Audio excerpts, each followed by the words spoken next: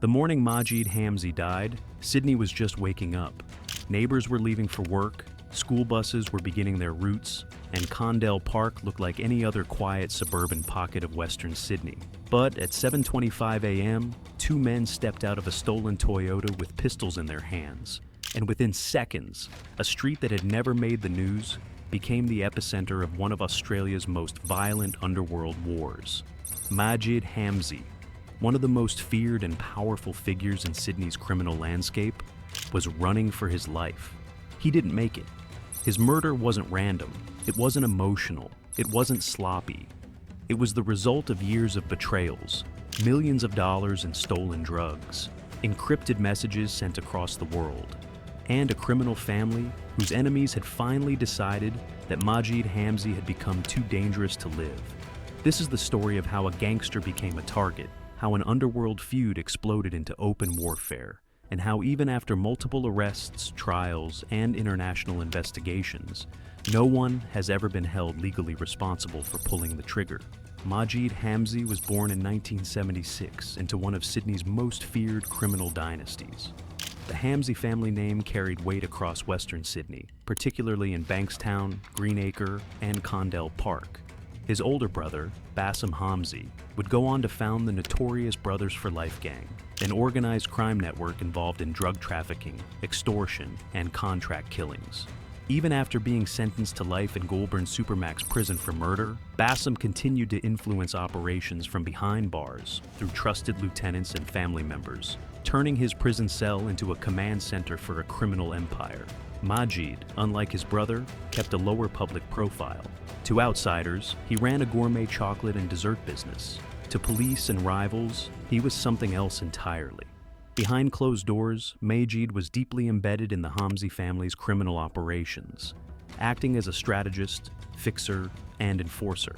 He was known for his connections, his access to drugs and weapons, and his willingness to authorize violence when necessary. In the underworld, he wasn't just another gangster. He was a man people feared crossing. That fear was earned. In 2013, Majid's aunt, Mejid Hamzy, was shot in both legs outside her home in what police believed was a targeted warning. The attack sent shockwaves through the family and signaled that enemies were closing in. 3 years later, in 2016, a hitman named Hamid Assad was murdered. Investigators believed Majid was involved in arranging the killing as retaliation for the earlier attack on his aunt. This wasn't just family loyalty, it was a declaration that anyone who touched the Hamzys would pay for it. Despite this reputation, Majid managed to avoid long-term imprisonment. In 2019, he faced serious charges related to a massive methamphetamine importation dating back almost a decade. The case collapsed. He walked free. During time spent on remand, he even studied business courses, further reinforcing the image of a man who could move between legitimate and criminal worlds with ease. But police never stopped watching him. They knew who he was. They knew what he did. They just couldn't yet prove it. By early 2020, Majid was also involved in the illegal steroid trade. Detectives from the New South Wales State Crime Command recovered anabolic steroids from his Condell Park home. He was charged, and a court date was set for November. But Majid Hamzy was never going to make it to that courtroom. What most people didn't know at the time was that Majid wasn't just being hunted. He was hunting too. Behind the scenes, Majid had become deeply entangled in a global criminal network connected to one of Australia's most infamous outlaw bikie bosses, Mark Buttle. Buttle, the former national president of the Comanchero Motorcycle Club, had reinvented himself as an international drug kingpin. From overseas, he controlled shipments of cocaine worth hundreds of millions of dollars. His power came not just from money, but from fear. People who crossed him tended to disappear. According to encrypted AN0M messages later intercepted by police, Majid believed Buttle had become his enemy. He suspected Buttle and his associates of trying to undermine him, steal from him, or even have him killed. In response, Majid did what underworld figures always do when they feel threatened. He went on the offensive. He began trying to organize hits of his own, using overseas contacts and offering massive sums of money to have rivals assassinated. One of his targets was another major Sydney crime figure, Bilal Benji Hamza. an associate of Buttle, and a man with his own long-running feud with the Hamzy family. Majid was not bluffing. Messages sent through AN0M showed him negotiating prices, requesting proof of death, and even demanding that one victim have the word Hamzy carved into his chest as a warning to others. These weren't idle threats. This was a man actively trying to arrange multiple murders. But the underworld moves faster than most people realize. If Majid was plotting to kill Buttle and his allies, Buttle was already plotting to kill him. Police would later allege that Majid had crossed a final line by stealing a massive shipment of cocaine, roughly 400 kilograms, worth tens of millions of dollars, from Buttle's organization. In the drug world, theft on that scale is a death sentence. There are no negotiations, there is no forgiveness. Once that line is crossed, the only currency left is blood. By October 2020, Majid Hamzy was a marked man. The hit that killed him would not be rushed. It would not be sloppy. It would be professional. On the morning of October 19th, two gunmen waited inside a stolen gray Toyota RAV4. Nearby, a matte black Mercedes-Benz and a white BMW were positioned as part of a convoy designed to move the shooters in and out without being traced. Fake number plates had been fitted. Phones were placed on airplane mode to avoid tracking. The plan was precise. When Majid stepped outside his townhouse on Simmet Avenue in Condell Park, he had no idea death was already parked across the street. At 7:25 a.m., the two masked men stepped out of the RAV4 and opened fire. 14 shots were fired. 4 hit Majid. He tried to run, sprinting down the street and turning onto Curtin Place. Blood was already pouring from his arm, chest, and leg. He collapsed about 200 meters from his front door. By the time paramedics arrived, he was dead. Bullet holes were left in nearby houses and cars. Parents were dropping their kids at school. Neighbors were screaming. But the shooters were already gone. They vanished into Sydney's suburban maze, leaving behind only shell casings and one of the most explosive gangland murders the city had seen in decades. Mejid Hamzy's death would ignite a war that would leave multiple bodies in its wake. But before that war began, police would launch one of the most ambitious investigations in Australian crime history. And what they would uncover would expose an underworld where murder was just another business transaction. The gunshots that killed Majid Hamzy lasted only seconds, but the operation behind them had been months in the making. What unfolded on the streets of Condell Park that October morning was not a spontaneous act of violence. It was the final step in a carefully engineered assassination, built on surveillance, logistics, stolen vehicles, and a criminal intelligence network designed to leave no fingerprints behind. Within hours of the shooting, the New South Wales State Crime Command activated Strike Force Courier, a task force created specifically to hunt down the people responsible. Detectives knew immediately that this was not the work of amateurs. The way the shooters had arrived, the speed of the attack, and the clean getaway all pointed to a professional hit team. The first real break came from CCTV and dash cam footage. Sydney is blanketed with cameras, and on that morning, the killers had unknowingly passed dozens of them. Investigators began piecing together the movements of multiple vehicles that had traveled from the suburb of Moorebank to Condell Park just before the shooting. The footage revealed a small convoy moving in coordination. A gray Toyota RAV4, a matte black Mercedes-Benz, and a white BMW. This wasn't coincidence. It was a tactical formation. One car was used for the shooters. The others were positioned to act as support, decoys, and backup escape vehicles in case something went wrong. Every route had been planned in advance. Additional footage showed a silver Toyota Corolla driving north on Simmet Avenue shortly before the shooting. Moments later, a white Toyota Hi-Ace van was seen leaving the area.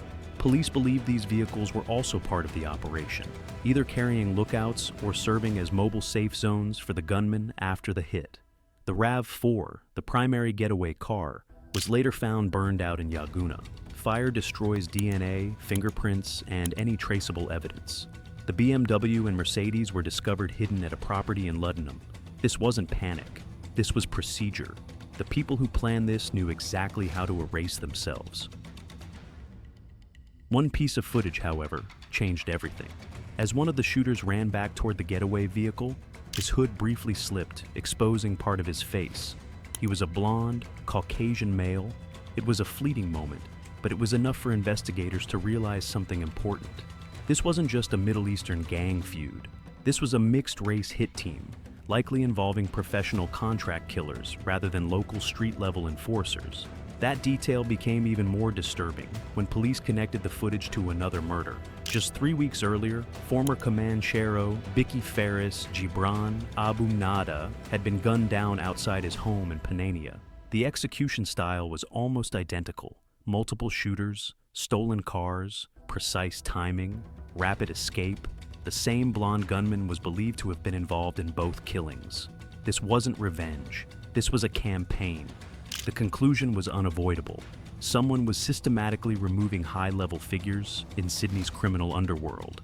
And Mejid Hamzy was only one of the targets. As Strikeforce Courier dug deeper, they uncovered just how sophisticated the planning had been.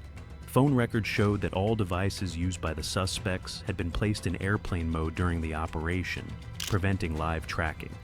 Pre-arranged meeting points had been set up. Vehicles had been swapped multiple times to confuse surveillance. The shooters had likely waited in position for hours, watching Majid's movements until the perfect moment presented itself. And then there were the guns. The firearms used to kill Majid Hamzy were never recovered. Police believe they were melted down shortly after the murder, destroying ballistic evidence that could have linked the weapons to other crimes. This level of cleanup requires resources, connections, and experience. It suggested that the people behind the hit had done this before and would do it again. For 9 months, Strikeforce Courier quietly tracked suspects, analyzed footage, and followed money trails. Then, in July 2021, the first arrests were made. Ezzan Omar and his brother Muhammad Omar were charged in connection with the assassination. Prosecutors alleged that Ezzan had acted as a fixer, sourcing stolen vehicles and setting up staging locations, while Muhammad had helped hide one of the getaway cars. Neither man was accused of pulling the trigger, but both were charged with murder, under the theory that anyone who facilitates a killing is just as guilty as the person who fires the gun. Raids were conducted across multiple suburbs. Stolen cars, jewelry, and other evidence were seized. It looked like police were closing in, but they were only scratching the surface. In March 2022, 2 more names entered the case. Bryce Williams and Christopher O'Brien were arrested and charged with murder. Williams was believed to be the blonde man captured on CCTV. O'Brien was alleged to be the second shooter. According to police, these 2 men were the ones who had actually pulled the triggers. Yet even then, investigators knew the truth was bigger than 2 gunmen. Behind every contract killing is someone who orders it, someone who pays for it, someone who decides who lives and who dies.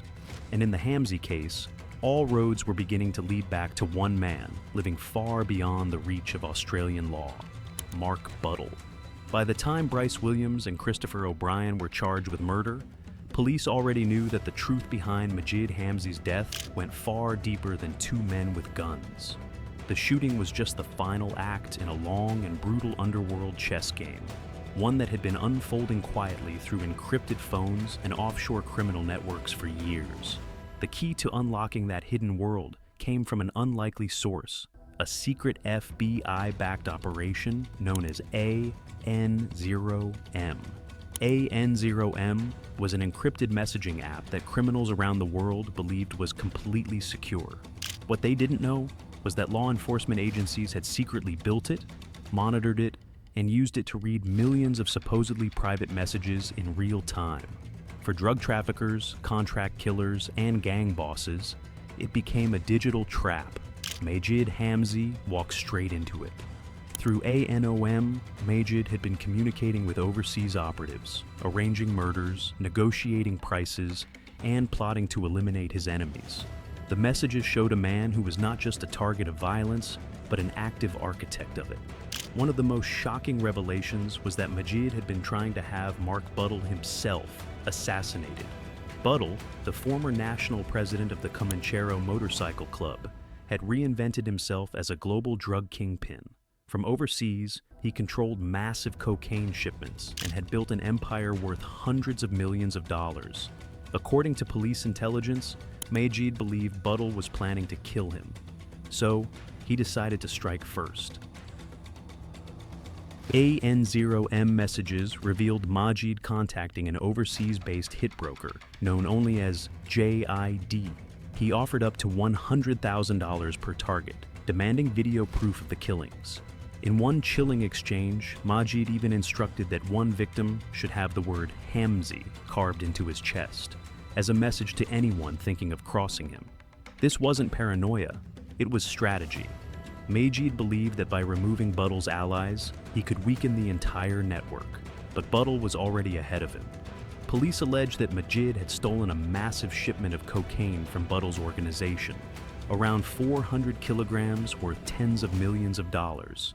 In the underworld, stealing drugs is worse than murder. It is an act that demands immediate and absolute retaliation. From that moment, Majid's fate was sealed.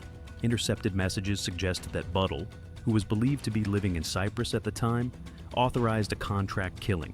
He allegedly used his immense wealth to hire professional gunmen and logistics teams to eliminate Majid before Majid could eliminate him. The operation wasn't just revenge, it was preemption. There was also another name in the messages, Bilal Benji Hamza, a powerful Sydney crime figure and an associate of Buttle.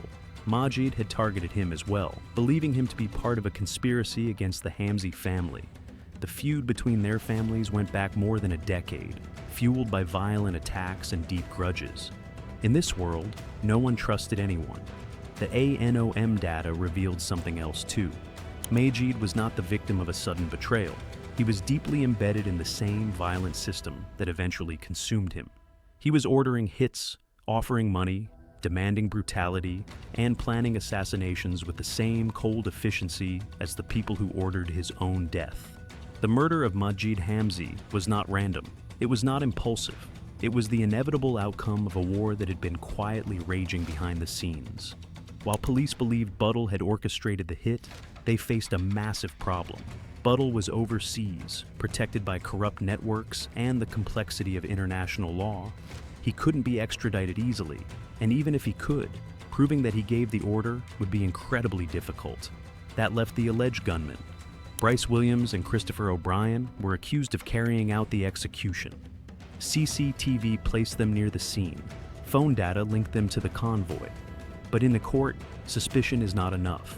The prosecution needed proof, and that's where everything began to unravel. When the trials finally began, many in Sydney believed justice was close. Police had spent years tracking suspects, analyzing footage, and decoding encrypted messages. The story of Majid Hamzy's murder seemed clear. A powerful crime boss had been targeted, professional gunmen had carried out the hit, and an international drug kingpin had allegedly ordered it. But courtrooms do not operate on what seems obvious. They operate on what can be proven. AN0M, one of the first men charged, became a test case. Prosecutors initially accused him of being deeply involved in the murder, acting as a fixer who provided stolen vehicles and helped manage the aftermath. But as the case moved forward, cracks began to form. Evidence that looked powerful on paper became fragile under cross-examination. In April 2023, the prosecution conceded they could not prove Omar had participated in the killing itself. Instead, he pleaded guilty to being an accessory after the fact, admitting he had helped conceal evidence. In 2024, he was sentenced to 3.5 years in prison. For the murder of Majid Hamzy, that was the only punishment anyone would receive. The real focus was always on Bryce Williams and Christopher O'Brien. They were accused of being the men who pulled the triggers. Williams was allegedly the blonde gunman caught on CCTV. O'Brien was said to be his accomplice. The state built a massive case against them, relying on surveillance footage, phone records, and inferences drawn from their movements before and after the shooting. But the defense teams went on the offensive. They argued that none of the evidence proved that either man was at the scene when the shots were fired. CCTV was grainy, faces were obscured, no DNA, no fingerprints, no weapons, and no eyewitnesses placed them directly at Majid's side when he was killed.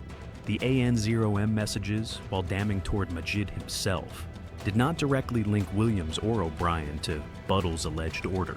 The trial dragged on for 13 weeks, much of it held behind closed doors under strict suppression orders.